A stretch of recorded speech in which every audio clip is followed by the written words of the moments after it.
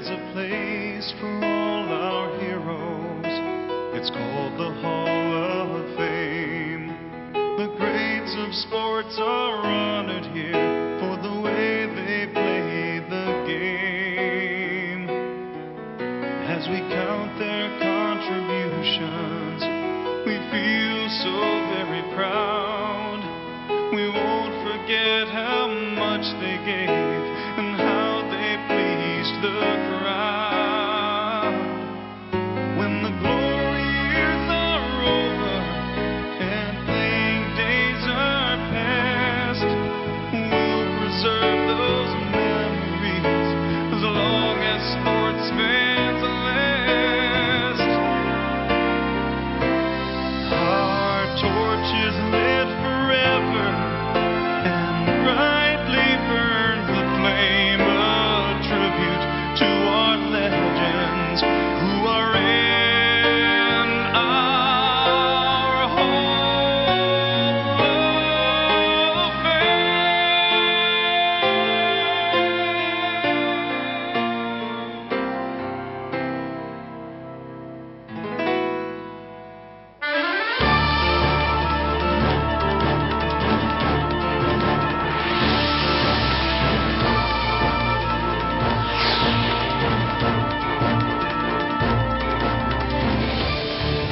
From Drumlin's Country Club, it's the 2007 Greater Syracuse Sports Hall of Fame induction ceremony on Time Warner Sports.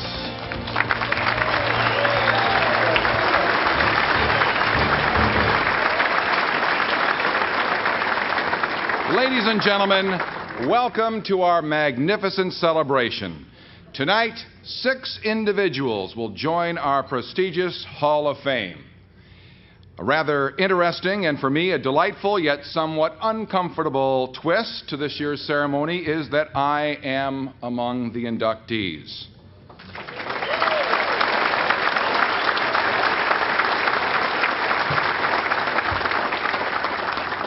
You know, Syracuse and the greater Syracuse area carries a rich tradition of excellence in sports. Let me speak specifically of the 5 inductees seated at the head table when I say tonight's honorees have brought such distinction to their community, their sports, and to themselves. Saluting them as we are tonight is not only appropriate, it is absolutely necessary. Tonight, because of them, the Greater Syracuse Sports Hall of Fame becomes even greater.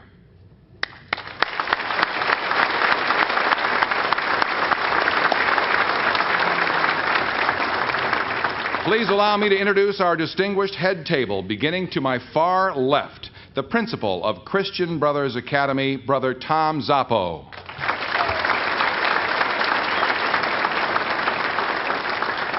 Our distinguished Onondaga County Executive, Nick Pirro.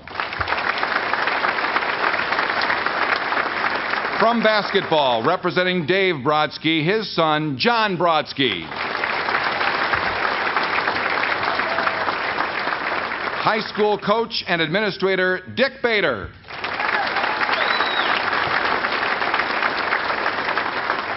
To my far right, from the great game of football, Coach Al Marola.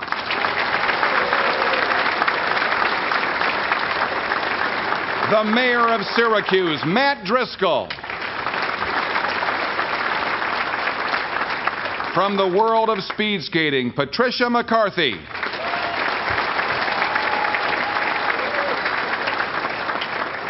Representing the game of golf, Jim Roy.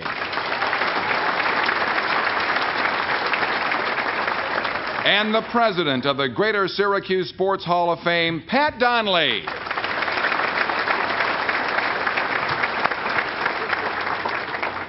One of the treasured members of our head table will not be with us tonight. For years, Hall of Fame inductee Monsignor Frank Sammons inspired us all with his invocations and his benedictions. Sadly, this marvelous priest has passed on. We will miss Monsignor Frank Sammons as we celebrate this night and we celebrate his remarkable life. it is my pleasure to recognize the current Hall of Famers who are in attendance tonight. Would they please stand around the dining room? All the current members of the Greater Syracuse Sports Hall of Fame, please stand.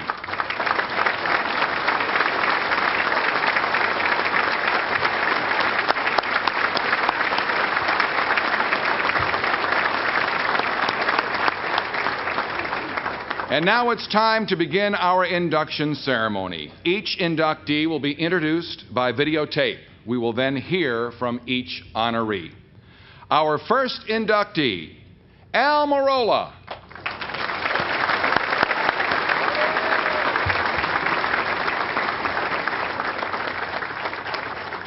The world of sports is full of David versus Goliath stories. Little guy beats big guy.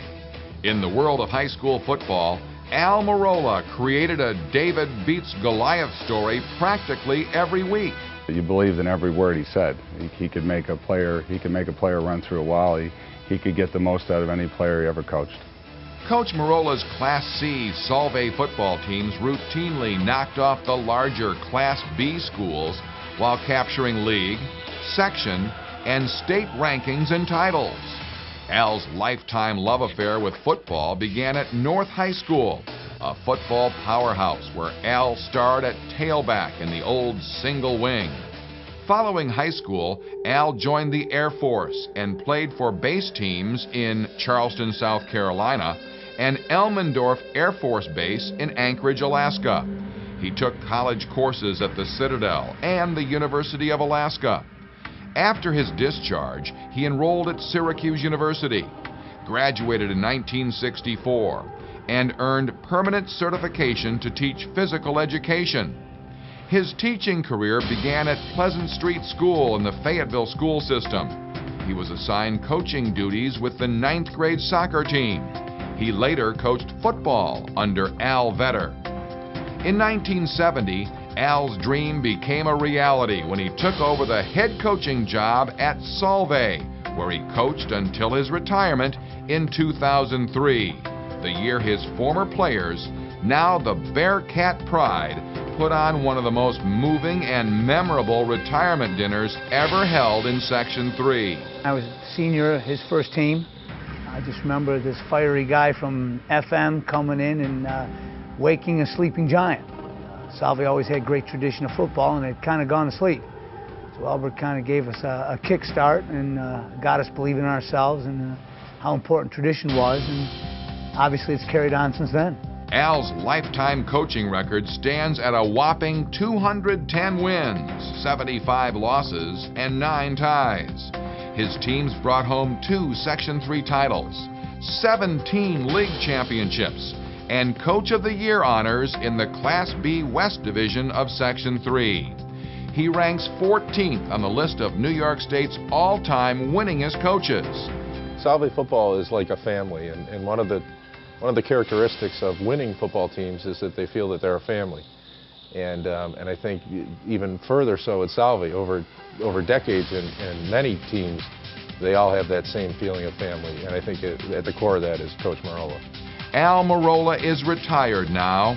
His legacy is more than success on the football field, more than gratitude of a small community, and more than the admiration and respect of generations of student athletes. Like Solvay itself, Al Merola is a winner. The Greater Syracuse Sports Hall of Fame welcomes our newest inductee, Al Merola, class of 2007.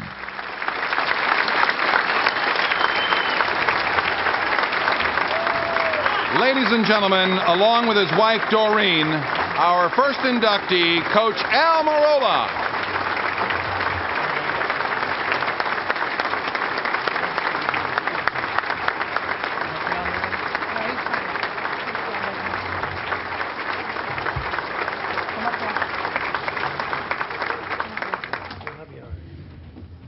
I'm Doreen Merola, not Al Merola.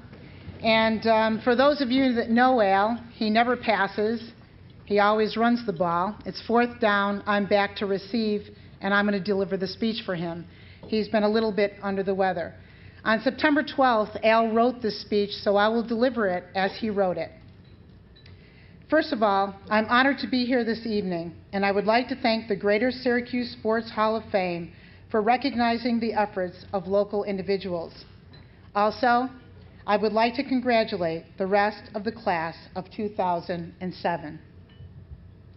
One thing is for certain, I share this tribute tonight with the Salve, Lakeland, and Lyncourt communities, and with the Salve School District, who has always supported their tough, scrappy, but talented athletes. All of you helped us to win 17 championships in my 34 years at Salve High School. Before I continue, I'm going to take this moment to pre-apologize to all of the deserving people that I may not name at the podium tonight.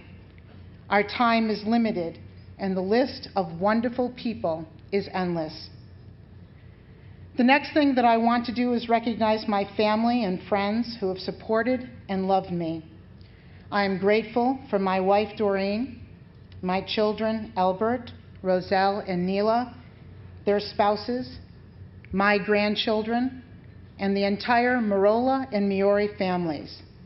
Thank you always for being there and for supporting me. Also, I would like to thank the officers and board of directors of the Bearcat Pride, a Salve alumni organization. Without their efforts and their faith in me, I would not be standing here tonight. Many of the men in the Pride who played for me are like a second family. To guys like Joe McVeigh, Mike McVeigh, Tom Venturini, Paul Seeley, and Lou Iancello, an old Bearcat, and many others who spearheaded the way to my induction, I say thank you. I learned a great many lessons on the football field as an athlete and as a coach. As an athlete, I learned about teamwork, persistence, risk-taking, and the desire to win, or what some people call heart. Like Woody Hayes, I also learned the value of running the football. As a coach, I learned many other things from my fellow coaches and players. From Tom Anthony, my longtime assistant coach, who was more like a brother, I learned about humor. But more importantly, I learned about courage in the face of adversity. From my other longtime assistant, Phil Merrill, and his wife, Barb, and my cousin, Jeff Marola, I learned about loyalty and dedication. Sometimes the lessons that I learned came in the most unusual ways. I remember a game in the late 70s when Mike McVeigh was my quarterback. The game was played in deep mud. On one play, Mike went down and stayed down. Coach Anthony and I both went out to check on our quarterback. Mike, with that nasal twang, and Mike was a hockey player who sometimes didn't wear his front teeth, said, "Coach, there's nothing wrong with me. I'm staying down so I can check on the way they move their feet in the mud. I know that I have the biggest feet of them all, so I want to see if they can run in the mud with me." Mike wanted to call the weak side option, but he had to make sure that their feet were smaller than his so he could outrun them all. Sure enough, on the next play that he ran, Mike ran the weak side option for a 60-yard touchdown. What can we learn from that? Well, sometimes the going gets tough, and you may seemingly be stuck in the mud. You may even have to lie down for a while to plan your attack and size up your strengths. But the most important thing is that you have to get back up with your new strategy and go for that goal line. Al's going for that goal line. Thank you so much. And I'm going to turn it over to my husband for a final closing remark.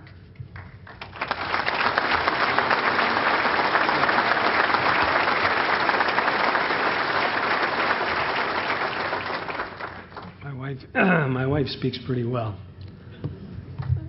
Thank you very much.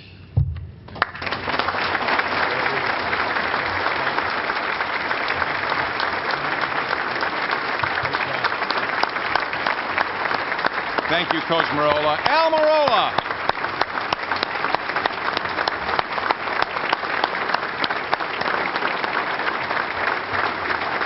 And the 21st Annual Greater Syracuse Sports Hall of Fame induction ceremonies will continue on Time Warner Sports.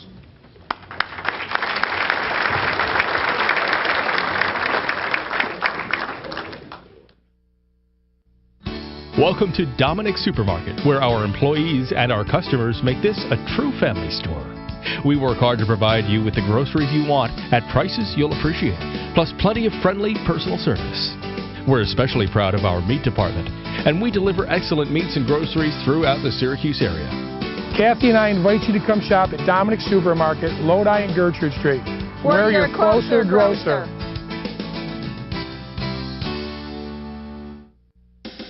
Here's a marvelous source for your imprinted apparel and accessory needs. It's the Silverback Sportswear and Specialty Company in Liverpool. Here you'll find over 150 product lines, all imprintable for your team, your company, or your event.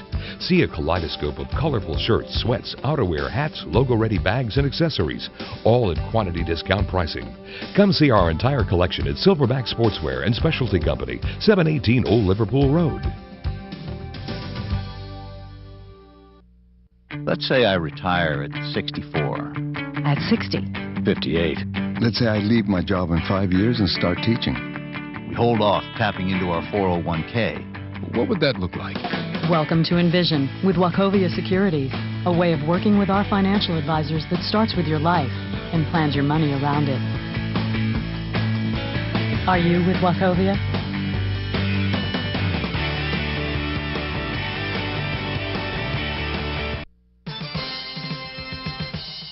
Solvay, New York, a small town with one enormous resource, pride, Bearcat pride.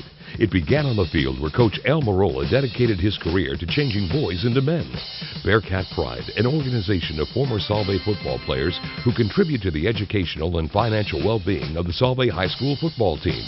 Al Marola has taken Bearcat Pride to its highest level and made our community a very special place indeed. Central New York, a great place to live, to learn, to raise our families. Your friends at Byrne Dairy bring fresh, wholesome products to all of us. Having Byrne Dairy for a neighbor is mighty fine. The cart starts here in Central New York, a great place to live.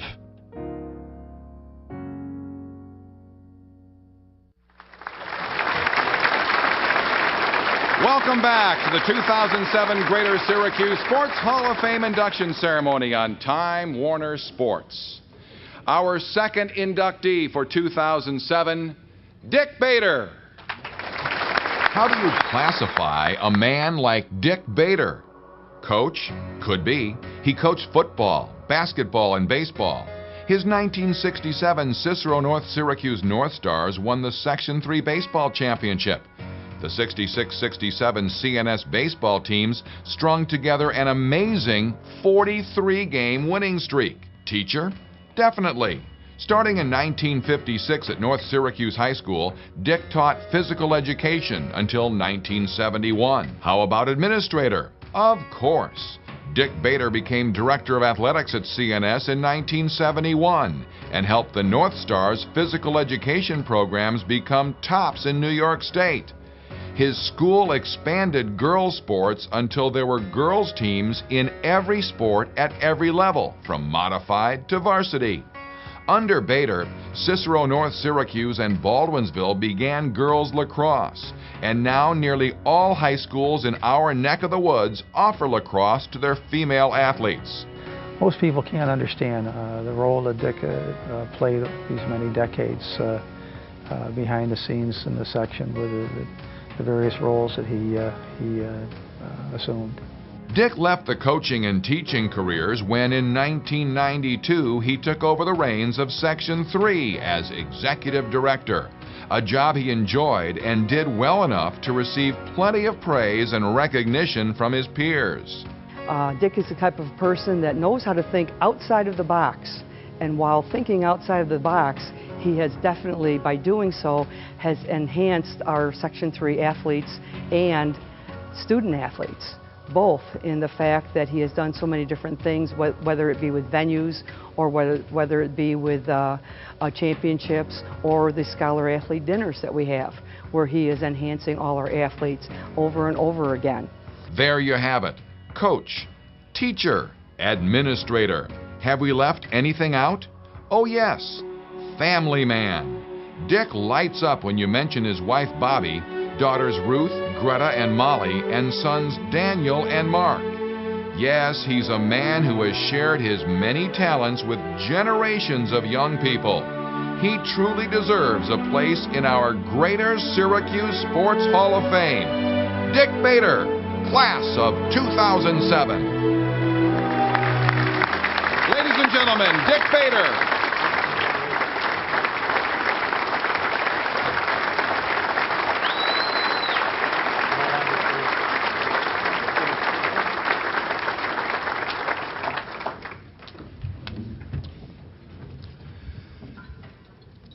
My dear family, friends, and colleagues, tonight I'm being inducted into the Greater Syracuse Sports Hall of Fame, not because of any things that I personally accomplished, but really because of all of the things that I and many others were able to accomplish as teammates. Our charge as educators and parents was and is to provide positive opportunities for kids to learn and grow with our teaching and guidance. All of you have made up many teams that we formed throughout my career that worked to achieve those goals together. Any accomplishments and successes that I've had is because so many of you and others joined our teams and provided your time and know-how to help teach, guide, influence, and direct us in the ways that we should go. So tonight I want to personally thank all of those great people who helped me throughout my lifetime that allowed me to get to this evening and this wonderful honor. I was lucky and thankful to be born into a great loving family. Our parents had high expectations that we kids would be productive and self-sufficient citizens from the very beginning. I want to thank all of my family for being the base of my existence and a family team that is always there whenever needed. I want to thank my wife and 5 kids for their continuous love and support. I thank my Scoutmasters, through whom scouting taught me many life skills and encouraged me to learn to lead as we prepared for many adventures. My high school teachers and coaches were the best. They understood my love for sports. They encouraged me and helped prepare me to go to college. I was lucky to be the first person in my family to go to college. I got a great education at Ithaca College, where we were well prepared to work with all kids in many different situations. I'm grateful to have had the unusual chance to come back home and teach and coach in the district that I attended as a student and student athlete, North Syracuse. Thanks to those people who had confidence in me to select me for their teaching and coaching team, believing that I could be a successful member. My real professional growth began when I began teaching physical education and coaching in 1956. The following 16 years were great fun, teaching and coaching many wonderful kids. In 1971, I was appointed the Director of Physical Education and Athletics. At that time, we had 2 high schools, North Syracuse and Cicero. In 1981, we combined the 2 high schools to form Cicero North Syracuse. I thank all of our physical education and coaching staff members who worked so hard in those years when we were almost always on austerity budgets, and I am very proud and thankful for their help, dedication, expertise, and support in the most important, what they did for kids. I owe a great deal of credit to the secretaries who worked with me all these years. While titled secretaries, they were really assistant directors, the best anyone could ever ask for. They were an essential part of our administrative teams that loved and worked for our kids. In July 1992, I was appointed the Executive Director of Section 3. Section 3 is an organization of 104 schools in Central New York and is one of 11 sections that make up the State Athletic Association. I voluntarily joined Section 3 as a member of the officiating committee in 1964 and continued volunteering for a variety of jobs until 1992. The section is an amazing organization that I like to compare to a very big church. Like church, volunteers do most all of the work. Only 3 persons are employed and paid by Section 3.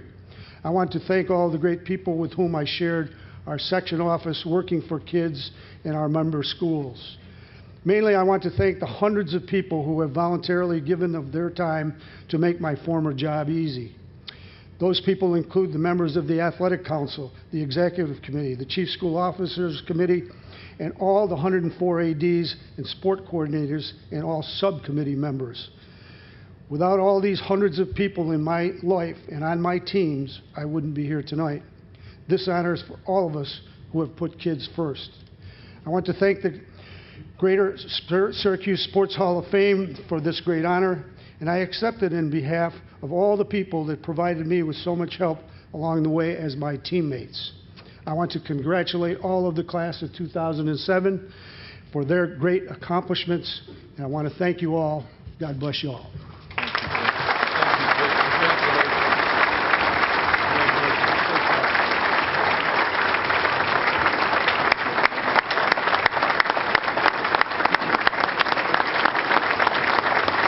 Congratulations, Dick.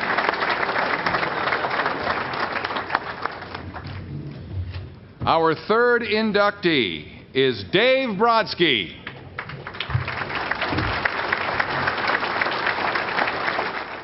If trophies could only talk, could they ever tell some stories? This one would tell us about a high school student who literally brought scholastic basketball to Syracuse. David Brodsky was his name, and Central High his school, where in 1921 he started a basketball team, the very first basketball team in our community.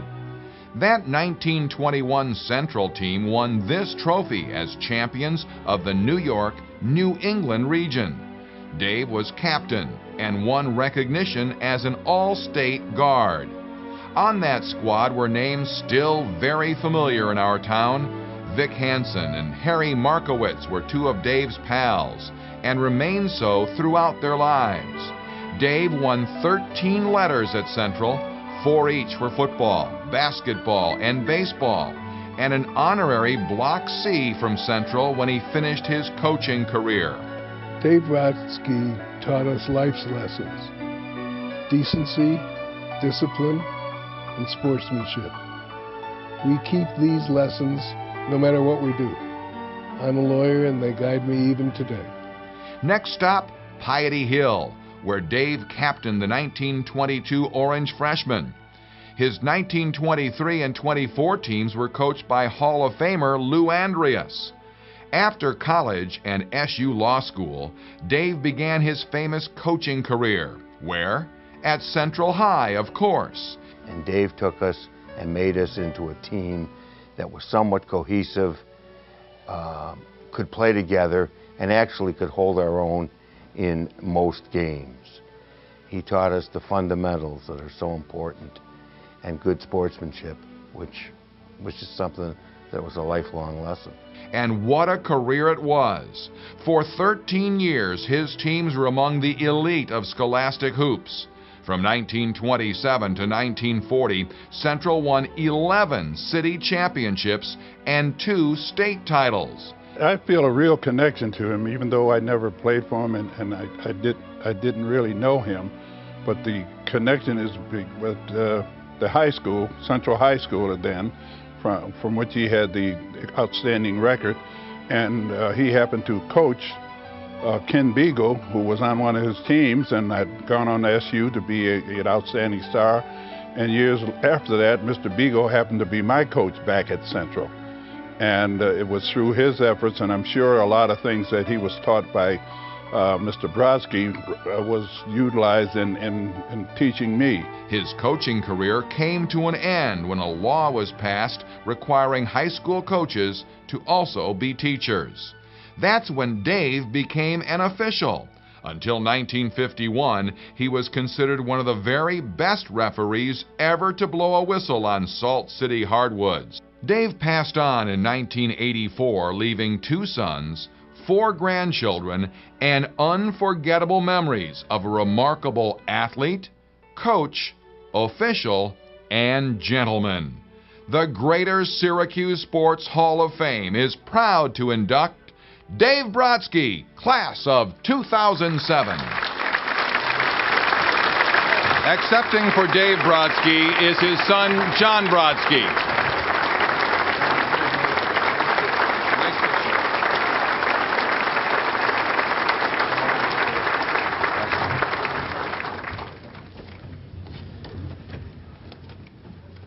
Distinguished inductees, members of the Hall of Fame, friends and family, my wife Carol, my son Andrew, Neil, my daughter Jill, my son-in-law Shimon, who are here from out of town, all of them.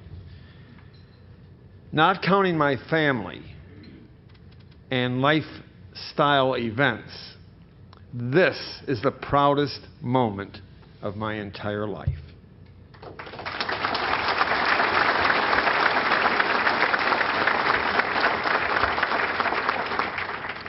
To stand in my father's sneakers on this auspicious occasion is truly awe-inspiring, overwhelming. I and my family are most humbled by this evening. I read somewhere that life is not measured by the number of breaths we take, but the moments that take our breath away. Tonight is one of those moments. When I heard who the inductees would be, I wondered if there was a common thread among them. Actually, there are many. In no particular order, they are all passionate about sports. They are humble, yet competitive, while striving for excellence. And finally, paraphrasing the words of the late coach Jim Valvano, they all possess the attitude, don't give up. Don't ever give up. You know, as I reflect on my dad, those were his attributes as well. I'm not sure which thread this would come under, but in a city championship game, Central, this is from what I hear, obviously I wasn't there, Central was out of timeouts, and Dad wanted to talk to his boys. So he threw his glasses on the floor. The shattering glass caused the ref to call timeout. And while the floor was being swept, of course, the coach had an opportunity to talk to the team. Maybe crafty should be added to one of those aforementioned threads. When I was around 12 years old, and I attended a civic event in Lincoln Auditorium, which was located in Central High School. As we were leaving, Dad pointed to the trophy case. He said, "Johnny, see that mounted silver basketball which we saw earlier? Our team received that trophy for winning the state championship." When Central High School closed down, I was called by a gal who was a former cheerleader, and she said, "I'm gathering together all of the trophies, and I notice one says David Brodsky. Is he any relation to you?" And I said, "Yes." And she said, "Would you like the trophy?" And I said, "Yes, I would." And it came back to our office, and my dad was in Florida, and when he came back from his vacation in Florida, there was that trophy sitting in his office, and it was memorable, and it was a little tear-jerking, to tell you the truth. In an obituary entitled "Brodsky Was a Legend," the old scout Arnie Burdick, ex-sports editor of the Herald, wrote, "Didn't the city of Syracuse lose one of its most famous sports pioneers and legends when David Brodsky died in Florida?" Quoting again, "He was a tremendous coach who cranked out state championship basketball teams, first earning the respect of his players, then of the entire student body and faculty, and later the opposition felt the same way." Burdick continues, "Friends and foes admired Lil David, who slew the Goliaths of the court. He was the courageous, sensitive type who understood a player's problems, for he was a fine athlete in his own right.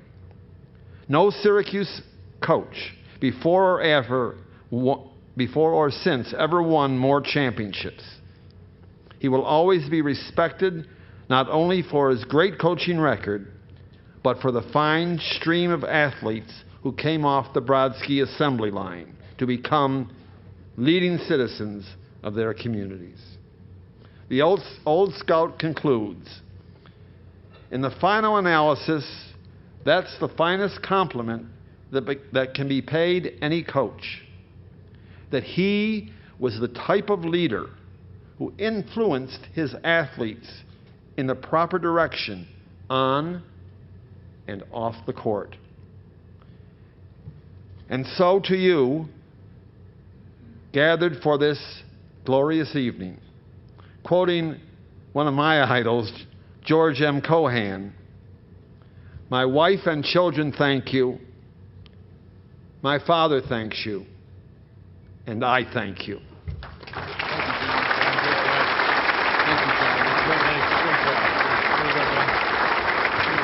John Brodsky.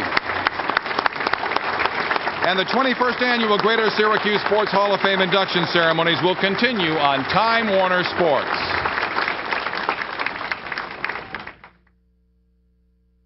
When your muffler's falling down and your car is out of whack, the trailer hitch is falling off and your shocks have all relaxed, just come on down to Call Muffler. The service can't be beat. Come on down to Call Muffler and give your car a treat. See Cole for New York State inspections. With the Plainville Farms label on your dinner table, every meal is a feast. Fresh deli products from Plainville Farms help you create mouth-watering meals. Oven-roasted or hickory-smoked turkey breast, honey turkey ham, and turkey pastrami. Include Plainville Farms deli meats in appetizers, salads, soups, and sandwiches for the finest in taste and nutrition. Discover the difference of Plainville Farms turkey. It's purely delicious, naturally.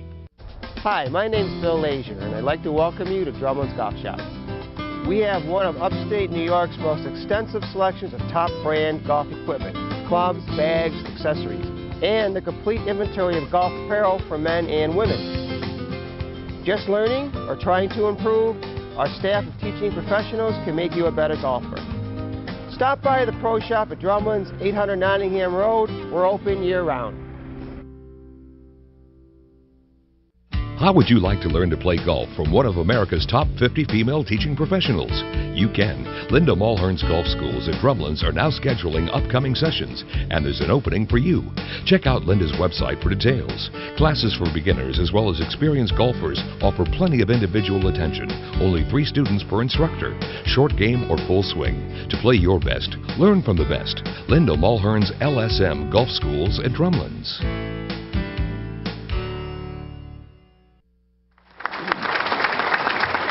Welcome back to the 2007 Greater Syracuse Sports Hall of Fame induction ceremony on Time Warner Sports. Beginning last year, the Greater Syracuse Sports Hall of Fame entered a new era with the Legacy Legends. Each year we honor a sports team, or in this case, teams from the past. These teams are invited to our dinner so we can all salute their incredible achievements. The Legacy Automotive Group sponsors this phase of our program, and Dan Knobloch and Anthony Segroy of the Legacy Group are pleased and proud to sponsor Legacy Legends. Our Legacy Legends for 2007, the Christian Brothers Academy football teams from 1950 through 1954. In 2006, our Hall of Fame decided to make a slight departure from the 20-year-old format of our induction dinner. We started a tradition of honoring outstanding athletic teams from our sporting past. Our first selection was the 1967 Lafayette High School lacrosse team. Tonight, we honor not just a team, but a dynasty of some of the greatest high school football teams ever to play the game. The Christian Brothers Academy grid squads of 1950, 51, 52, 53, and 54. These teams were undefeated and untied. 5 seasons, 35 games. The record includes 21 shutouts and a defense that allowed a stingy 3 points per game while scoring an average of 28 points per game. The guys hung out together. We didn't have any gyms. We had no weight equipment, but we ran together at Schiller Park. We met each other. None of it mandated. We wanted to win. We knew what it took to win. And if you wanted to come and be a winner at CBA and be with us, you had to do what we did. CBA took 3 city-county titles during that 5-year span. There were no city-county championship games in 52 or 53. That's a 2-year stretch when the brothers outscored their opponents by an unbelievable 462-6 margin. The 1952 Purple and Gold allowed 1 touchdown, and the 53 version was unscored upon. 3 members of the Greater Syracuse Sports Hall of Fame were instrumental in the successes of this marvelous dynasty. The coach was the late Walt Ludovico, a CBA grad who was inducted in 1990. Quarterback Chuck Zimmerman guided the team from 1951 to 1954 and was inducted into the Hall in 1996. Because we were kind of on top, everybody was out to beat the top dog, so we had to play our best every game, and we had a bunch of great guys, and I think it was basically a team effort. And I think the other thing that I really believe is that the school we went to, CBA, they instilled a certain spirit in all of us, and we carry that to this day. And anyone who saw the brothers will remember the feats of Frank Campoletti, a Hall of Fame inductee, class of '98. There were many stars of those 5 magnificent CBA teams, but it was teamwork, far more than individual talent, that earned this band of brothers the admiration and respect of Central New York sports fans everywhere. The Legacy Automotive Group proudly honors the CBA football dynasty as the 2007 Legacy Legend. Congratulations, brothers!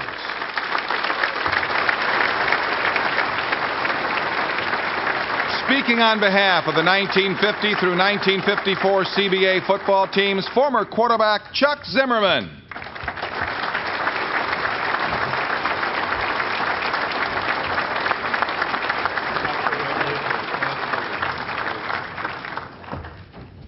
Thank you. You know, I've had an opportunity over the years to give several speeches and make remarks. I don't think I've ever read anything before. But you know, as I sat and thought about our years at CBA, and particularly these guys with which I played together, I had just certain things that I felt I wanted to say in a short period of time. So I apologize tonight, but I'm going to read it for the first time. I really feel honored standing here before you, representing the CBA football teams from 1950 through 1954. The story goes back to an era long gone by. It was an era of the old, fiercely competitive City League, where 7 city schools battled for the bragging rights of Syracuse. For 5 consecutive years, these teams found a way to persevere and to win. We were led by a legendary high school coach, Walt Ludovico, and his outstanding assistant, Tony Sylvester, and in later years, his assistant, Lou Pasquarella. Walt was a true motivator, that somehow he made every game feel like the most important one we'd ever play, no matter who the opponent. Walt was truly a Newt Rockne of high school football. We're happy, too, tonight to have his daughter here, Walt's daughter, Lynn Ludovico Madden, and we're happy that she could be here with us tonight.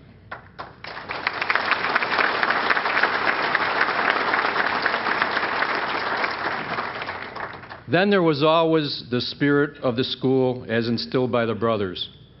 The same spirit that my father experienced in 1917 and that my grandson is experiencing today as an 8th grader. In those days, weekends at Roosevelt Field were filled with football as all league games were played there. As we were the team to beat, we always played in the featured weekend game on a Friday or a Saturday night before 3,000 to 5,000 spectators, which often stood outside the fence to watch the games at Roosevelt Field. And then after the game, we would ride our bus back to school, down Salina Street, crammed with shoppers and moviegoers, singing the school fight songs, and everyone knew that the Golden Tornadoes had won again. We finished with a stop at the school grotto to give thanks for the victory and that there were no serious injuries. And all this was accomplished by a school on Willow Street that had less than 300 boys, but turned out over 100 for football practice every fall. For those who didn't make the team, they all came to the games on the weekend together with the brothers. The atmosphere was truly electric. While the accomplishments on the field left their mark in the sports books, many of the accomplishments in later life have left a more permanent mark. For the real lessons were being taught by the brothers were sportsmanship, inner strength, perseverance, and working as a team. All concepts to be used in later life as productive members of our communities. Members of the 50-54 squads have chosen and have been successful in many diverse careers. Unfortunately, I don't know the individual stories of all the athletes. However, I'd like to just cite a few that I do know to illustrate how the brothers' teachings helped us in life. Pat King, a reserve, became a VP of one of the largest U.S. tire companies in the United States. Don Tarquin, a reserve. He graduated from Annapolis. He became a commander in charge of 7 nuclear submarines in the Pacific Ocean. Joe Scuderi, a blocking back. Joe has had a successful career here in Syracuse in real estate. Tom Dotter, backup fullback to Frank Capoletti, still teaches at CBA the values to the baseball team, which he has coached for over 20 years. Bob Conjal, an all-city tackle, who took a contract and some borrowed equipment, and he built it into one of the country's largest mall empires.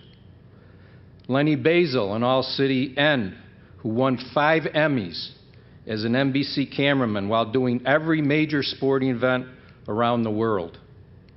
Mike DeLucia, 3-time All-City Center, a member of the Villanova Football Hall of Fame and successful developer in Arizona.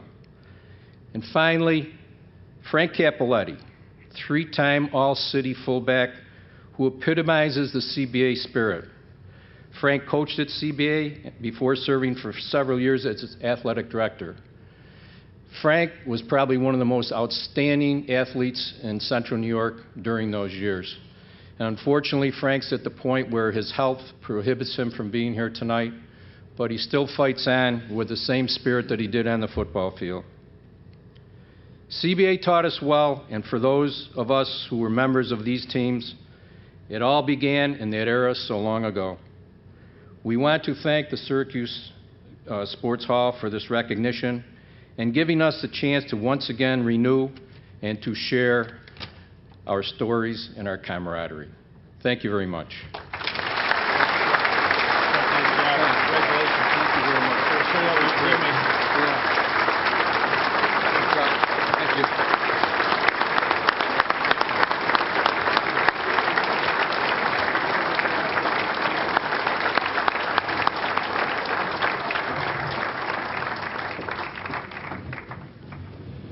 Our next inductee, Patricia Donegan McCarthy. You had to watch her very carefully because she almost became a blur as she raced across the ice rinks of Central New York.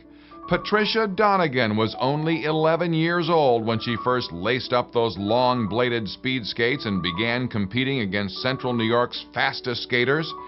This was back in the 1930s, and speed skating was our town's favorite winter sport. Patricia Donegan was a natural, and she skated for the Crystal Skating Club, founded by Ed Killeen, an Olympic skater. She was exceptional. She was from the South Side, which has produced a lot of good speed skaters. And she was the queen. She was the beginning. She taught me something. That's not try to race her. In 1941, she won the senior women's 220 and 440-meter races at Green Lakes, plus the juvenile girls 220 at Onondaga Park. From 43 to 47, Pat continued to rack up the medals and trophies. The Herald-Journal recognized her accomplishments and named her one of the city's top athletes, along with Hall of Famers John Ward, Chick Meehan, and Roy Simmons Sr. In 1948, Patricia married her longtime beau, Patrick McCarthy. Pat and Pat raised 3 daughters in their Oneida home. In 1993, Patricia came out of retirement and picked up right where she left off, winning in athletic competition. Her venue was the New York Empire State Senior Games, where she medaled in swimming, tennis, and badminton. And I couldn't believe as the years separated us and we got back together, that she was still competing in the senior games, tennis, you name it. Patty could, anything she decided to do, she did with a gusto. Patricia has competed in National Senior Olympics at Virginia Beach and Pittsburgh. This year, Pat and her husband combined to win 9 medals in the Empire Games competition at Cortland. 6 gold, 3 silver. Not bad for a couple of octogenarians. Patricia, I really enjoy being here this evening with you, with all your family and friends. And I hope you enjoy this exciting evening being inducted into the Greater Syracuse Sports Hall of Fame. Love you always. Meet the newest inductee into the Greater Syracuse Sports Hall of Fame, Patricia Dunnigan McCarthy, class of 2007. Patricia Dunnigan McCarthy.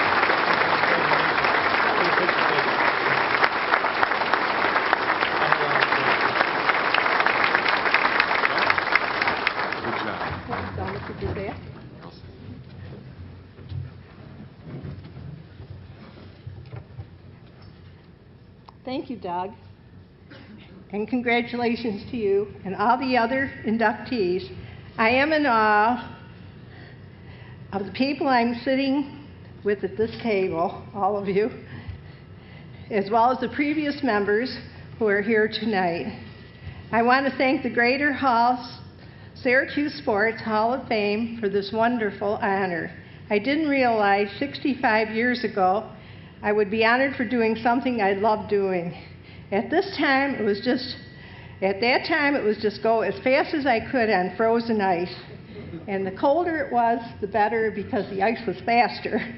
My beautiful parents must have been able to see in the future when they bought me my Planner's Olympic Special Speed Skates. They were a very special gift since I came from a family of 9 children. I was the 8th member of the family. I'm so pleased my brother John Donigan, sister Alice Cerrone, Joyce Donigan, my brother Jim's wife, and Joan and Dennis McCarthy are here with us tonight. Speed skating was a popular sport for us, and many people skated using the long blades. Drumlins had music and speed skating for us on a large oval outside of this building. It would be right in the back. We would also go to Hiawatha Lake in Onondaga Park. The city of Syracuse had the ice cleared and regular speed skating sessions were on the hour. It was fun, and the local final competition would always be held up at Onondaga Park. I love my family and friends who have come to celebrate with me tonight. A special thank you to my husband Patrick, who has helped make this possible through his perseverance and strength. On April 3rd, we will celebrate our 60th anniversary. Pat.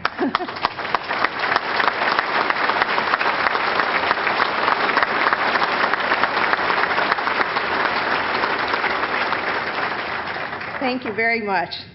Pat and I had our first date at Drumlins, dancing upstairs here, and spent many nights here ice skating. We were married at St. Anthony's Church and came to Drumlins for our wedding celebration after the ceremony was over with. Now I celebrate another great day in my life here at Drumlin's, the Hall of Fame induction ceremony. I'm so excited. In addition to my husband, Pat, I'm so pleased my 3 daughters and their families are here with me tonight. Mary Lynn and Preston Demby and their children, Kim and her husband, Dan Baldinsky, Brett and Heather. Karen and Mike Mazzullo and their son, Michael, Shannon and Tom Dixon, and their children, Patrick, Amy, and Mark. Would you all please stand?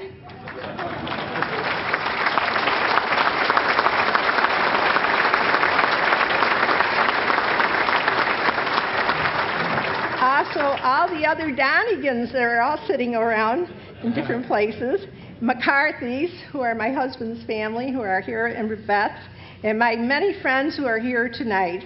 I want to thank the Hall for the respect they've given speed skating and the many athletes locally who have enjoyed it for so many years. Also, thank you for the recognition you have shown me as a senior athlete. I plan to compete in the New York State Senior Games again in 2008 in the 80 to 84 age bracket.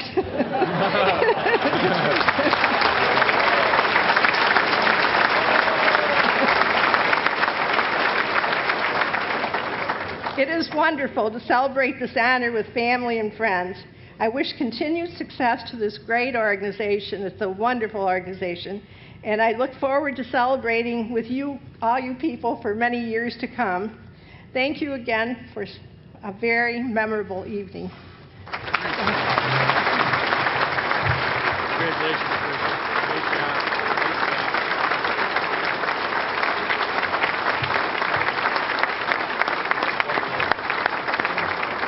Thank you, Patricia.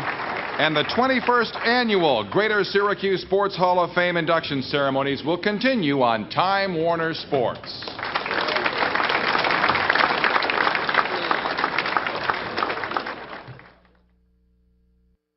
When your car needs tires or service, go 4 for 4 at Big 4. 1 for 1, Bridgestone and Firestone tires for every car, every truck, every driving need. 2 for 2, a pair of great locations, Bridge Street and now Midler Park. 3 for 3, an all-star team. Trained tire technicians to mount and balance those bad boys from Bridgestone and Firestone. 4 for 4, a major league lineup of automotive services, done fast, done right the first time. Big 4, Big League! You're on a tight budget. You need a quality vehicle and you want a low payment. You need $199permonth.com. You want a new car, $199permonth.com. You want a pre-owned truck, $199permonth.com. You want a low-mileage SUV, $199permonth.com. Shop 24/7 at $199permonth.com. Buy with little or no money down at $199permonth.com. Nobody beats the Powerhouse. Nobody. Fitness Forum, the ultimate wellness experience. Proud sponsor of the class of 2007.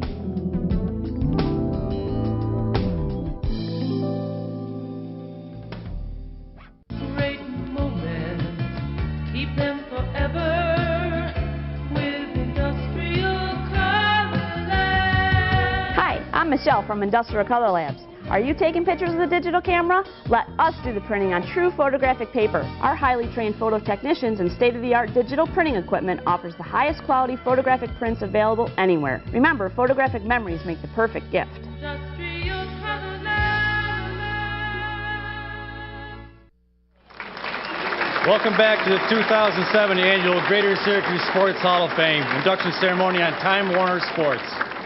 Well, his time has come. Our 5th inductee, Doug Logan.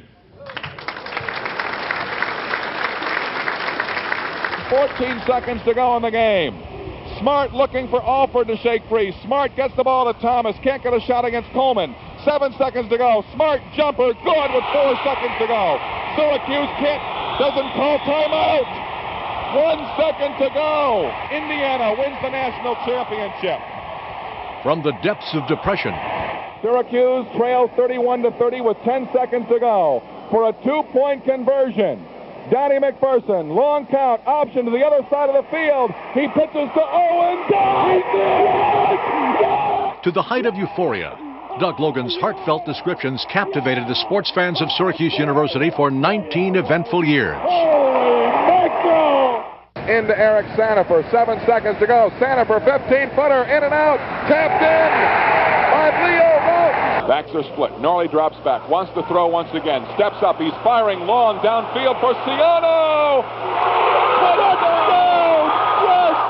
Along with broadcast partner Jim Ridline and later Coach Dick McPherson, the voice of the Orange reveled in the task of bringing the sights, the sounds, and especially the emotion from every Orange contest to hungry Syracuse fans. What a play! Despite his passion and his excitement when he called the game, he was still very objective and very fair.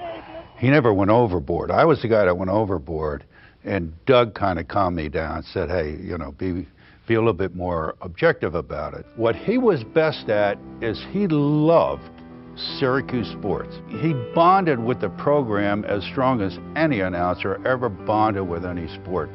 Doug Logan was synonymous with SU athletics. And wherever he went, they fell in love with both of them because of him. His interview putting me on the radio each and every week that we had a ball game. And little Rob was always running around, and him bringing up a son.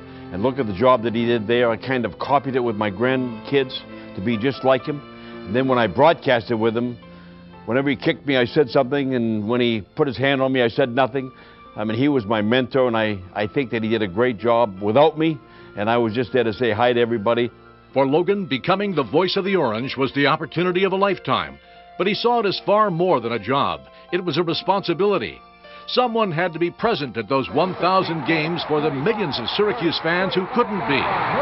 Through his eyes, ears, and adrenaline-inspired commentary, those absent millions were able to experience the drama of each SU conflict. There was no such thing as an unimportant game in Doug's eyes, and as the players say, he left it all on the court, every game. Clark with 4 seconds to go is set. Here it is. No good. Terrence rebounds to Washington. Mid-court shot at the buzzer. Good!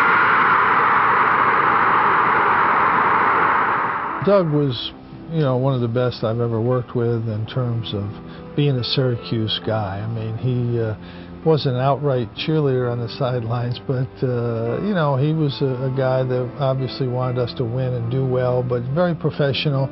I think he always did his job with a lot of class and a lot of thought, not trying to hurt anybody, but trying to help people and trying to show the best side of an athlete, and I think that's important. It was a happy coincidence that during Logan's tenure, Syracuse University athletic prowess matched the nation's best. From the opening night at the Carrier Dome, Doug proclaimed the exploits of countless Orange superstars. He's in the end zone. He's throwing long for Marvin Harrison. Harrison catches the ball. He's going to go all the way for a Syracuse touchdown. What a play. Doug's ample abilities were not lost on his peers. 3 times he was recognized as State Sportscaster of the Year.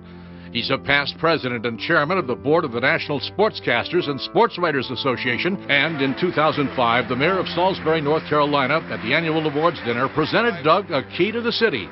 The only other person ever so honored was comedian Bob Hope. Logan is a Syracuse University letter winner of distinction, and in 1998, he became the first play-by-play announcer to receive the Big East Media Award for his outstanding contributions to college basketball. Technical fouls on John Thompson and ejection. At the same time he was traveling around the country broadcasting games, Doug found time to be the sports director for WIXT-TV. For 19 years, he established himself as the leader in local sports reporting. He championed the efforts of the Syracuse Chiefs and Crunch. Under Logan's direction, WIXT highlighted high school competitions, rewarding regional performers with the Jack Morse Award as News Channel 9's Athlete of the Week. An avid race fan, Doug met Dirt Motorsports president Glenn Donnelly, and for 21 years anchored This Week on Dirt and all of the organization's television efforts. Many of these programs aired live nationally and reached over 70 million homes. I've had a relationship with Doug Logan for 25 years. And not only do I consider him a great professional, but he's also one of my best friends. The checkered flag is out. Billy Decker has won the Eckerd 200. The delivery wants to make you listen to him more. And there's no question, nobody does their homework any better than Doug Logan before a broadcast. Currently, Logan is director and general manager of Time Warner Sports, which produces and televises local and regional sports and boasts perhaps the most comprehensive high school sports schedule of any cable system in the country. We are very fortunate to have Doug Logan working at Time Warner Cable. He has put Time Warner Cable on the map for local sports, not only in Syracuse and in the surrounding area, but across all of upstate New York and into New York City as well. He goes to Channel 9, they quickly become #1. He goes to Time Warner, and TW26 is all of a sudden, wow, that's Doug Logan. Whatever he touches turns to enthusiastic production. It's magnificent. Although Doug's professional credits are outstanding, it is in another arena that he shines as well. Logan has served as honorary chairperson, featured speaker, and master of ceremonies for dozens of charitable groups, helping raise tens of millions of dollars. His years of community service have earned Doug many of the area's most prestigious awards. I would always schedule Doug in at the low points where you need a boost. And boy, I'll tell you, he could deliver it. And he continues to do that. And he does it for organizations all over Central New York. I don't think Doug is one that would turn anything down if he had that extra half hour to give. So that's what makes him a great person, and that's why he's here in the Hall of Fame. For more than a quarter century, Doug Logan has given everything he has to his many endeavors. Glenn. He has been the eyes and ears and voice for Orange fans. He stood up for his community when it needed him. He has never refused a request for help. And in his many trips across the country to represent Central New York, his heart has always remained here. Dropping back McNabb. The heat is on. He rolls out. It's the last play of the ball game. Across the grain to the tight end, Brominski. He can get the ball for Syracuse! Syracuse win! Oh, yeah! The Greater Syracuse Sports Hall of Fame proudly welcomes Doug Logan, class of 2007. Ladies and gentlemen, Doug Logan.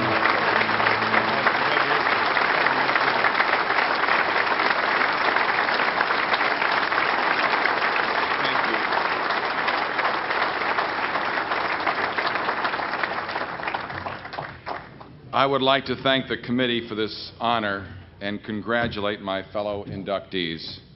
I would also like to thank Lori Hotchkiss and Tom White, Terry Rumsey, and Rod Wood for their work on my video.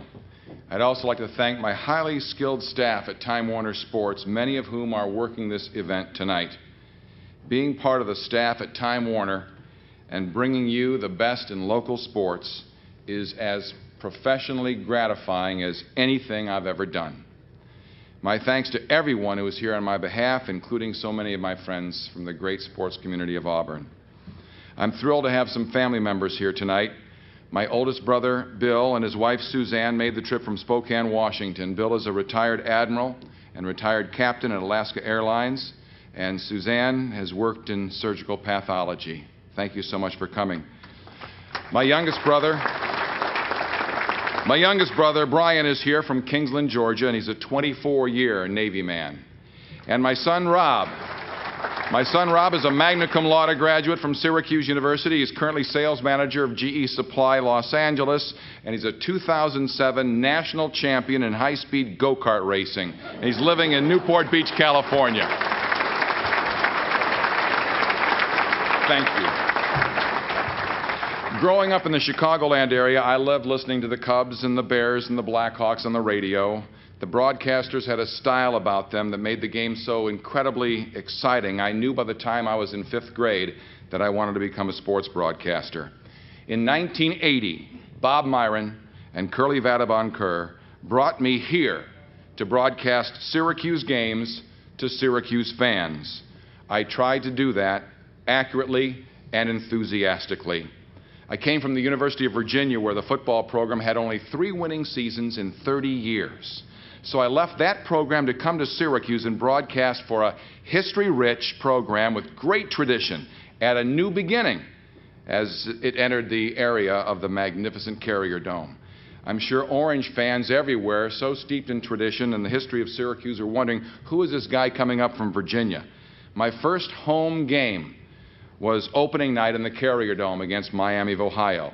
Now, my broadcast booth was a picture of proficiency. I had a stat man right here. I sat here. I had a spotter here. My great broadcasting partner, Jim Ridlon, was over here. I had a stat man over this shoulder and a stat man over that shoulder. And I'll tell you, we worked like a machine. In the game against Miami of Ohio, there were 3 touchdowns scored in 36 seconds time in the second quarter. Okay? Now, Syracuse had an outstanding running back, and you saw him on the video. His name was Joe Morris, and he was Mr. Excitement, like a lightning bolt. Anytime he touched the ball, he could go for a touchdown. Well, Syracuse scores, then Miami of Ohio breaks a long run on their first play from scrimmage, some 83 yards for a touchdown, and then it's time to kick off to Syracuse, and the ball is going high, end over end, still the biggest crowd in the history of the Carrier Dome, 50,500 on hand. The ball end over end, and it comes down to Morris at the 6-yard line. Morris has a wall of blockers in front of him. He runs to the 10-yard line, the 15-yard line, then he cuts it outside. And the fans are getting excited because he's going full throttle. He's to the 20-yard line, the 25, and he starts cutting up the sidelines right in front of the Miami, Ohio bench. Now, there are people that are diving for Joe Morris, but he's so quick, they can't get him. So empty arms as they hit the turf. So anyway, he's to the 25-yard line, the 30-yard line, and he's in full stride. There are 2 people who have a chance to get him. And one is closing in, has the angle, but Morris blows by him at the 35-yard line to the 40. There's only one more guy that can possibly tackle him. He's the kicker for Miami, Ohio, and he ain't tackling anybody. Okay, he's to the 40-yard line, the 45, he's to midfield, and the crowd is going crazy in the Carrier Dome. He's to the 40-yard line, and I notice as I'm calling this play, my first home game for Syracuse University, I notice out of my peripheral vision to my left, my stat man, as the crowd is going crazy, he's leafing through the pages of a book. I thought it was really odd, but Morris is breaking away. The 30, the 20, the 10, the 5, it's a touchdown, Syracuse! And the crowd goes crazy in the Carrier Dome, and people at home are going crazy listening to the radio. We're going a little bit crazy in the broadcast booth. It's delirium inside the Carrier Dome, louder than I've ever heard it. And as the crowd noise starts to abate, I get tapped on my shoulder from the stat man. My first game coming up from Virginia, now at Syracuse. And he points to a line in the book, a book that he typed out. And in my first ever game with this history-rich, tradition-filled program, I'm able to look down and say, the last time a Syracuse Orangeman returned to kickoff for a touchdown, Floyd Little in 1965 against Holy Cross. And the fans are saying, damn, how'd he know that? I didn't know it. I didn't know it. I just came up from Virginia. I didn't know it. But the fact is, my stat man knew it. Dave LaRose put me in a position to succeed with my very first home broadcast, and I'll always appreciate it. So tonight, as I stand before you, I'd like to publicly thank everyone who's put me in a position to succeed professionally. Most especially my mother and my father, Carol and Bob. They helped me buy my first tape recorder so I could do the play-by-play of the high school games. At WSYR, it was Hugh Barr and Joel Delmonico. At Channel 9, Steve Cronquist and Andy Brigham. At Dirt Motorsports, fellow Hall of Famer Glenn Donnelly. And now, at Time Warner, it's Mary Cotter. I hope you enjoyed the video because we shared these thrills together.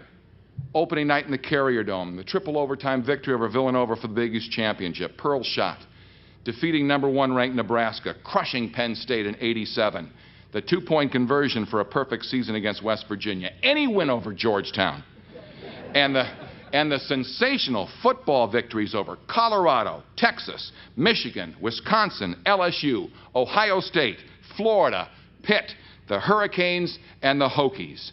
We beat them all. As keeper of the microphone for 19 wonderfully exciting years, I did my best to present and preserve all those memorable moments. Finally, throughout the audience tonight, we have living legends in our midst. On behalf of all of us here, I want you to know that we celebrate you all. And on a personal note, God bless you, Dolph Schayes, Tex Simone, Roy Simmons Jr., and Coach Mack. 20 years ago, the inaugural Hall of Fame class included Ginny Allen, Dolph Schayes, Carmen Basilio, and Marty Pirano, as well as those who have passed on: Danny Biazone, Babe Cranfield, Vic Hansen, Ben Schwartzwalder, Paul Seymour, and Roy Simmons Sr. I wish they and all other inductees over the years were here tonight. And for those who have left us, I wish I had one less day with them then, so I could have one more day with them now. I would cherish the opportunity to one more time hear their marvelous stories, and I would tell them how incredibly honored and humbled I am to be joining them in the Greater Syracuse Sports Hall of Fame. Thank you so very much.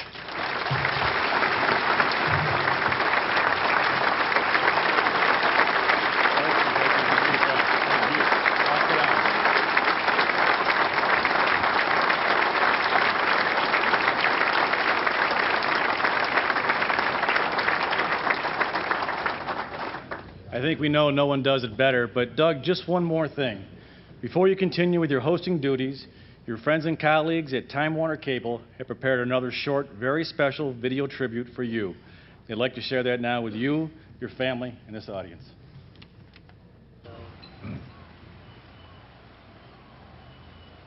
Aloha from Liliuokalani Gardens in the Big Island of Hawaii. Doug, we're sorry we can't be with you when you receive your much-deserved recognition and induction into the Syracuse, Greater Syracuse Sports Hall of Fame. Congratulations, Doug, and aloha. We're so very proud of you, and we love you very much. And we wanted to thank Time Warner and Mary Cotter and Jeff and Todd for making this possible. It was so nice of them. We'll be thinking about you tonight. And we'll see you when we get back, and so long for now.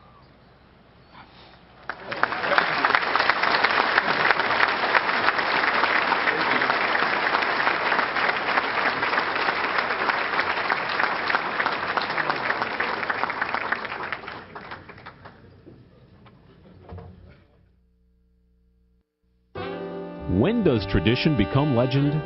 When great restaurants combine excellent cuisine prepared by master chefs with an award-winning wine cellar, plus impeccable service and comfortable ambiance. That's what's happened at Saratoga Steak and Seafood. Legendary dining begins where Colvin Street ends. Visit the famous Saratoga Steaks and Seafood for lunch or dinner soon. Hi, New York, Mark Fernandez. And Jerry McNamara, back with the Fernandez Auto Mall in Wolcott. When everyone else is blowing out 07s, we're already blowing out 08s. All 2008 Dodge Ram Quad Cab 4x4s. With a Hemi, without a Hemi, 20-inch wheels, no 20-inch wheels, SLTs, sports, or a Bighorn package, you choose it. $10,000 off. Lifetime warranty. $10,000 off. Lifetime warranty. Lifetime warranty. Lifetime warranty. That short drive to Wolcott. What makes Julie's on James Street such a special place to dine? The people. Our chefs who prepare both the traditional and the unique. Our waitstaff. Their service is prompt, courteous, and friendly. And our hosts, who ensure your comfort and pleasure, including tableside preparations. Most of all, our customers, who appreciate good food, generous drinks, and gracious service. Julie's on James Street in the Regency Towers. A very special place indeed. Welcome back to the 2007 Greater Syracuse Sports Hall of Fame induction ceremony on Time Warner Sports. Our final inductee for 2007, Jim Roy. The author who defined golf as a good walk spoiled probably didn't like ice cream either. Or perhaps he never followed Jim Roy around Bellevue Country Club, or one of the dozens of other courses where this fine amateur golfer, then professional, then amateur again, built a reputation as our major master. Sports writer Donna DeTota pinned this tag on Jim in her story on the championship round of the 2007 edition of the Jerry Ash Memorial, one of our area's 3 crown jewel golfing events. The Ash was Jim's 10th major and 4th straight SDGA victory. Jim Roy's career took off when he was a student at Bishop Ludden some 30 years ago. Like any young kid just starting to play golf, he played a lot of other sports. But what I remember most at that time was he had a very natural ability to swing a golf club. And I do distinctly remember that his father sent him over one day to take a lesson. And basically I told him, just play golf. Your swing is good, but you're young, and you don't want to really try and learn too much at this time. He was Onondaga County Junior Champion. That year, 1977, saw Jim take runner-up honors in the Ash, the District, and the Herald. 77 was just a tune-up for the next season when he took the Ash, the Herald, and was named District Player of the Year, a designation he's earned 5 times.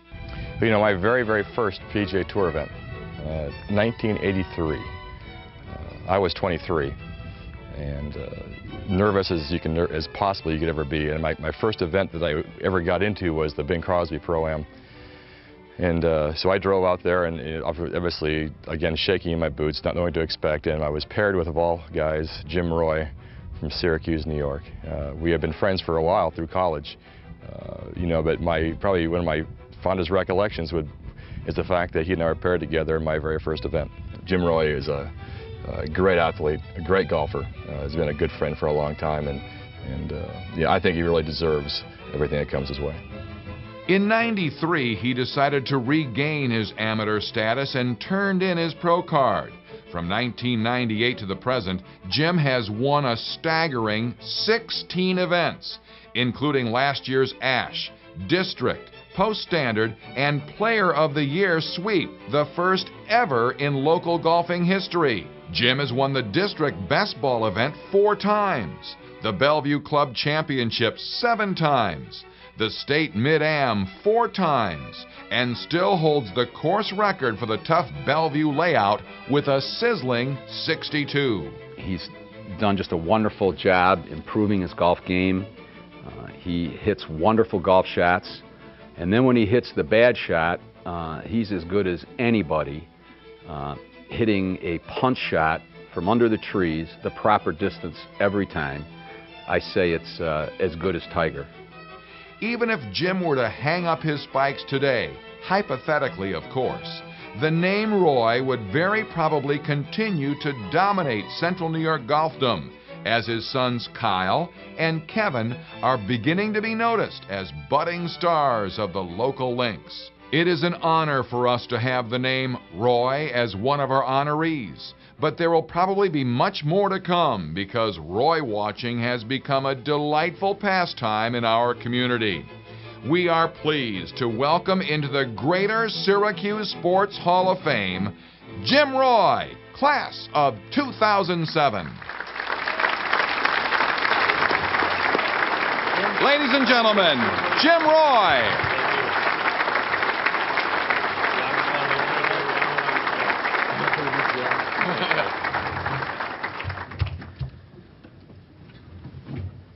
I guess I drew the short straw following Doug Logan, Hall of Fame sportscaster. And I'm also a Ludden guy following the greatest CBA team. Thanks, Pat, President of the Board of Directors. I appreciate where you put me, but that video certainly has brought back a lot of great memories for me. One was when I had blonde hair. I want to thank Bill Lamont for his efforts in putting that video together. This is really a special night for me to see Tom Lehman on there. A couple years ago, I had to have prostate cancer surgery, and I got a phone call when I was recovering from Tom Lehman, who was then the Ryder Cup captain. And I didn't know it was Tom. I saw on the caller ID that it was from Scottsdale, Arizona. And I answered it because I had nothing else to do. And I answered the phone, and he said, "Is Jim there?" And I said, "Yeah." And he said, "This is the captain of the United States Ryder Cup team." And I recognized his voice right away, so I let him play along a little bit. And he said, as you know, I'm afforded a couple of captain's choices, and I'd like to know if you'd consider being a captain's pick for the upcoming Ryder Cup matches. Of course, I was wishing this was really a true phone call, but I said, "You know, you're a little late. My schedule is pretty booked. Usually that time of year, I'm playing in a couple of scrambles or maybe a turkey shoot. So I'm going to have to pass on this one, and you're going to have to find somebody else." But we had a great conversation, and you know, I'm sure everybody here that's involved in sports, when you compete with somebody, I mean, I've seen Tom probably 6 times in 25 years, and it feels like he feels like I'm his best friend. You know, when you compete with somebody and you forge great relationships in sports, it really is special. What's really special about tonight is being able to share this with my family, and if I could take a minute to introduce and recognize some of them. I need to introduce my in-laws because I've played a ton of golf with them through the years. The Smith family, I really appreciate them being here this evening. I look forward to playing a lot more golf with you in the future. I certainly need to single out my father-in-law, Carlisle, who's really happy with the seat selection tonight.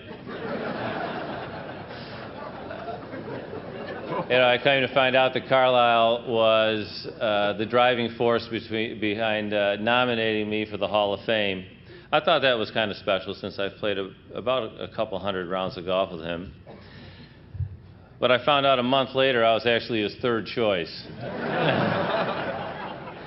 He tried getting 2 of his horses. I think there were Moneymaker and Gumball. I think he wanted to get in the Hall of Fame. And that didn't work out, so he said, "I'll throw Roy on there. Maybe we can get him in there." But anyway, Carlisle, I did hear from some of the committee members tonight. As soon as they can work out the logistics, don't hide behind that lady, Carlisle.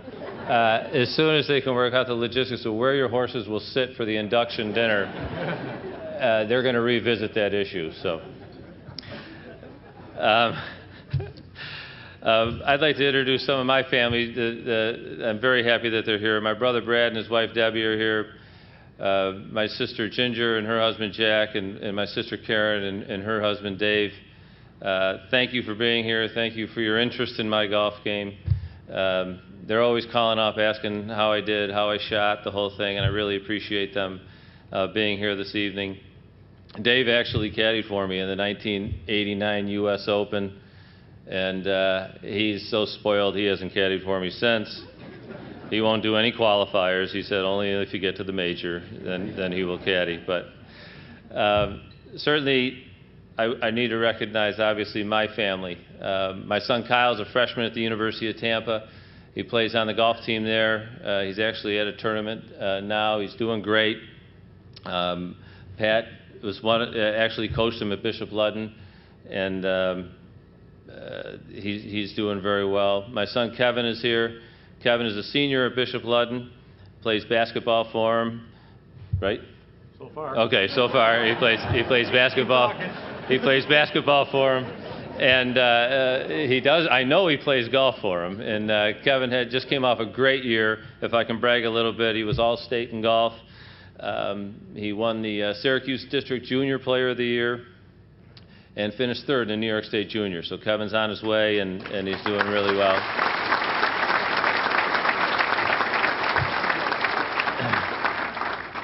I told you I'd get you in there. My daughter Lauren's in 8th grade at Bishop Ludden, and she's a very good athlete as well. She's a lacrosse player and a basketball player for Ludden. We're trying to get her into golf a little bit more. She did make a handful of pars this year on the course, so she has the potential, and I will try to steer her in that direction a little bit more as the years go on. And certainly my wife, Cheryl. Cheryl and I have been married 23 years. She's the nicest person I've ever met in my life. Happens to be beautiful, too, so that works out well. But she has been a great support for me over the years. I always look forward when I play well. She's always excited, and when I play bad, she's always encouraging. And I'm proud of the family that we have, and I'm proud of you, and I look forward to growing old with you. There's two people here, or there's two people that are not here that I know are disappointed they're not, my mother and my father.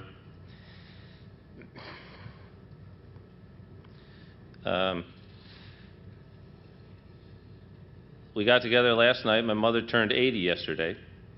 And, you know, I told them that it was all right if they missed tonight. You know, they've been with me for 48 years, so I give them a pass on tonight. But some of my fondest memories are certainly playing in front of them. I remember winning the New York State Amateur in 1981 when they both drove down to watch me play in the final round. And I know they're watching tonight, and I just want to let them know that I love them and that I'll see them tomorrow morning. I certainly want to congratulate my fellow inductees listening to your stories this evening and seeing your accomplishments. It's an honor for me to be included with you in the class of 2007. I also want to thank Mayor Driscoll, County Executive Pirro, for being here, making this night that much more special. If I have a second, I really want to kind of run through this story quick. It happened here at Drumlin's when I was 19 years old. I got a chance to play with Lee Trevino in an exhibition for the American Heart Association, and some of you might have even been there. I like to say there was 20,000 people. There was probably 3. But I was 19 years old, and I was thinking about seeing how good I was, and maybe I could play the PGA Tour someday. And I got a chance to play with Lee Trevino and Nancy Lopez, and Ernie Banks was not like he's a slouch, but I mean, he wasn't a very good golfer. But we played, and Trevino birdied 7 straight holes on the back 9, and the crowd was going nuts. And I was on the 17th tee right out here. And I'm going, oh my God, no wonder my father's telling me I should stay in school and study, because I couldn't believe this guy he's birdied 7 straight holes. He comes up and he puts his arm around me on the 17th tee and he says, Jim, I hit it like this every day of my life. And he says, if I make any putts at all, there's not a man alive that can beat me. And I said, yeah, you're right, Mr. Trevino. It doesn't look like it. Well, he proceeds to go to 17. He hits it about 6 feet and misses. He goes to 18. He hits a 6-iron that hits the flag and stops a foot away from the hole. And he taps in for birdie. He birdies 8 holes out of 9.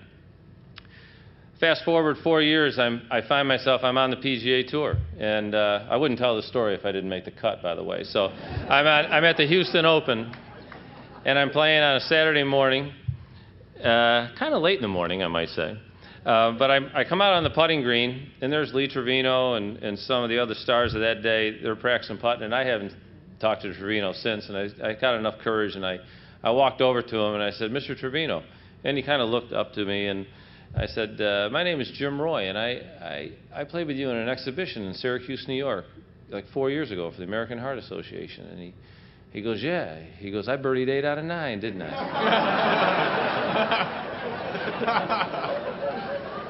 I go, yes, you did. And he just kind of went back to putting, and he said, hey, nice to see you out here. I go, all right, I'm going to go hit some putts, you know, and that was that.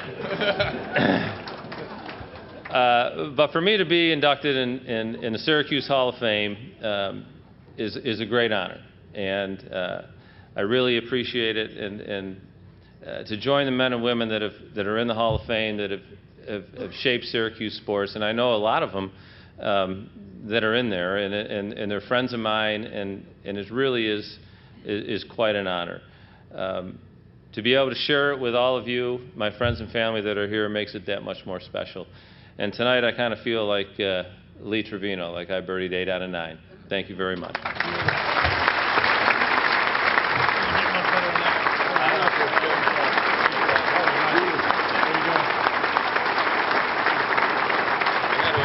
You did a great job, man. Beautiful. Thank you.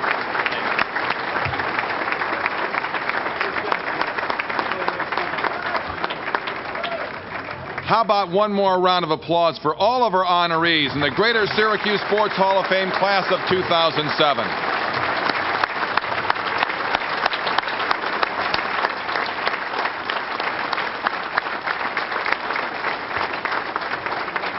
As we mentioned at the beginning of the evening, I hope you'll all agree that with each passing year, the Greater Syracuse Sports Hall of Fame becomes even greater. There are commemorative posters for you as you exit this evening. It is now my pleasure to bring to the microphone for our benediction, Brother Tom.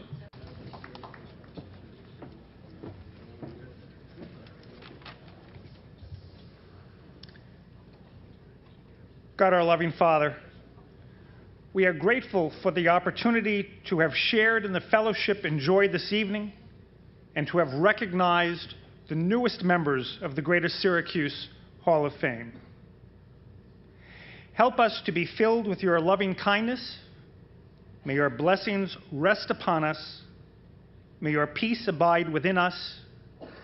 And may your presence illuminate within our hearts, now and forevermore.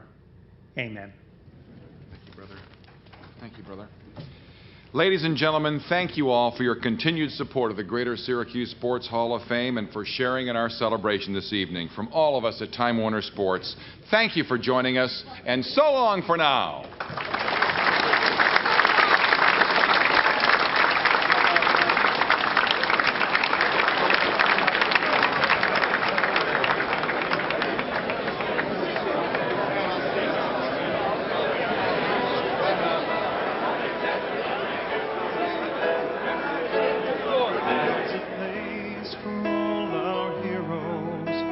It's called the Hall of Fame.